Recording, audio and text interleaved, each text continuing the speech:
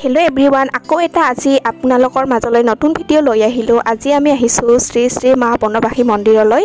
তাত 7 দিনীয়াকৈ পূজা অনুষ্ঠিত হৈ আছে, হে ভাবিলো আমিও যাও আৰু ভগৱানৰ আশীৰ্বাদ লৈ আহো। এয়া চাওক আপোনালোকক পৰিবেশটো মই দেখুৱাই আছো। খুব ডাঙৰকৈ মেলা হয় আৰু বিভিন্ন ঠাইৰ পৰা ভক্তপ্ৰাণ ৰাইজৰ সমাবেশ ঘটে।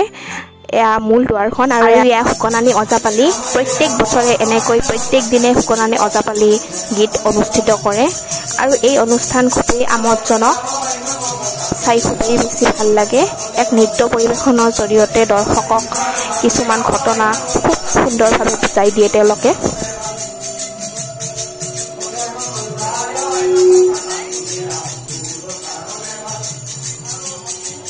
ভাল লাগে না?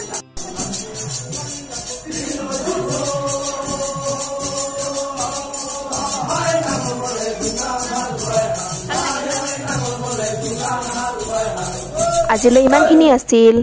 বাই।